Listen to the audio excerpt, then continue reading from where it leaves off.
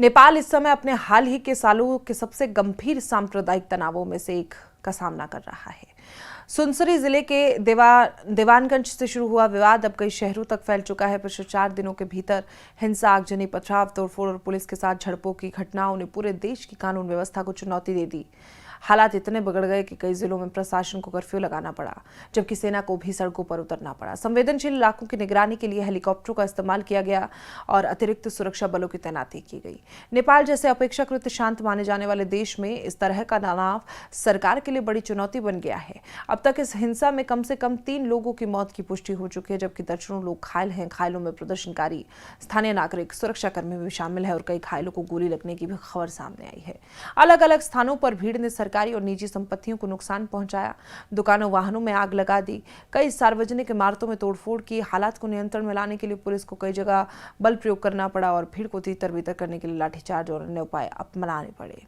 प्रत्यक्षदर्शियों और स्थानीय लोगों के अनुसार विवाद की शुरुआत सुनसरी जिले के देवानगंज इलाके में हुई, जहां सावन के महीने में निकलने वाली बोलबम कावड़ यात्रा के दौरान हिंदू श्रद्धालुओं और स्थानीय मुस्लिम समुदायों के कुछ लोगों के बीच विवाद हो गया। शुरुआत में मामला स्थानीय स्तर का था, लेकिन देखते ही देखते ये सांप्रदायिक तनाव में बदल गया। स्थानीय लोगों का आरोप है कि जिस सार्वजनिक भूमि पर मंदिर स्थित है, उसी परिसर में मुहर्रम के अवसर पर एक झंडा लगाया गया था। आरोप है कि इस झंडे को हटाने को लेकर पहले भी कई बार बातचीत हुई थी, लेकिन समाधान नहीं निकल पाया। इस मुद्दे ने धीरे धीरे दोनों समुदायों के बीच तनाव बढ़ा दिया और बताया जा रहा है कि रविवार रात जब उसी मैदान से बोलबम यात्रा शुरू होने वाली थी, तभी दोनों पक्षों के बीच कहासुनी हुई और इसके बाद माहौल अचानक बिगड़ गया। कुछ प्रत्यक्षदर्शियों का दावा है कि कावड़ यात्रियों पर हमला हुआ, जिसके बाद दोनों पक्ष आमने सामने आ गए और देखते ही देखते पथराव शुरू हो गया। स्थिति हिंसक हो गई। स्थानीय विवाद जल्द सोशल मीडिया अफवाहों, तनावपूर्ण माहौल के कारण दूसरे इलाकों तक पहुंच गया। सुनसरी में शुरू हुआ घटनाओं का ये असर आसपास के शहरों और जिलों में भी दिखाई देने लगा है। कई जगह विरोध प्रदर्शन शुरू हो गए हैं और कुछ स्थानों पर प्रदर्शन हिंसक रूप ले बैठे हैं। प्रदर्शनकारियों और पुलिस के बीच कई बार झड़पें हुई हैं। कुछ इलाकों में भीड़ ने सड़कें जाम की हैं, टायर जलाए हैं, प्रशासन के खिलाफ नारेबाजी की है। कई जगह पुलिस वाहनों और सरकारी संपत्तियों को भी निशाना बनाया गया।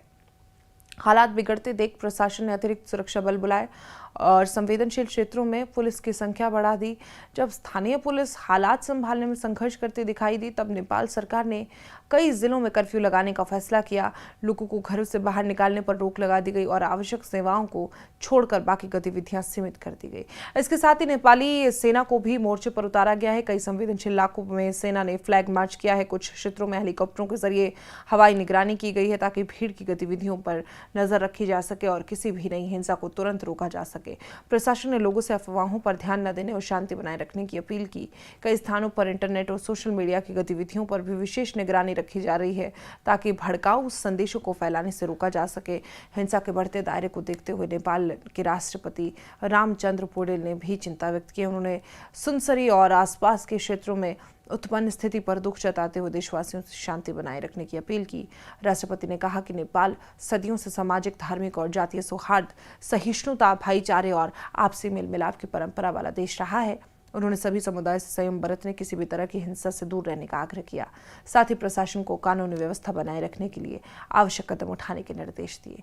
नेपाल लंबे समय से धार्मिक सहिष्णुता और सामाजिक सौहार्द के लिए जाना जाता रहा है। हालांकि हाल ही के सालों में सोशल मीडिया, स्थानीय विवादों और राजनीतिक ध्रुवीकरण की वजह से कई बार छोटे मोटे विवाद बड़े तनाव में बदलते दिखाई दिए और इसी पर विशेषज्ञों का कहना है कि धार्मिक आयोजनों, सार्वजनिक स्थलों और स्थानीय प्रशासनिक निर्णयों से जुड़े विवाद अगर समय नहीं सुलझाए जाए तो वो सार्वजनिक और सांप्रदायिक रंग ले सकते हैं।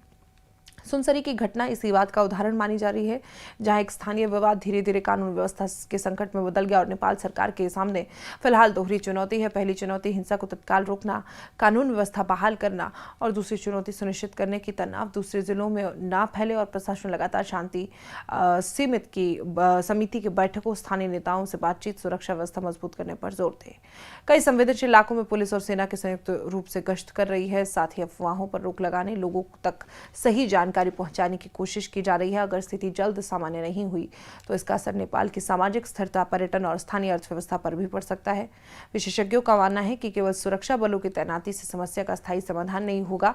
दोनों समुदायों के बीच संवाद, निष्पक्ष जांच और स्थानीय विवादों का शांतिपूर्ण समाधान लंबे समय में हालात सामान्य कर सकता है। फिलहाल नेपाल के सामने सबसे बड़ी चुनौती यही है कि सुनसरी से शुरू हुई हिंसा को दूसरे इलाकों तक फैलने से रोका जाए, कानून व्यवस्था बहाल की जाए और देश की वर्षों पुराने सामाजिक धार्मिक सौहार्द की परंपरा को किसी भी कीमत पर बचाया जाए।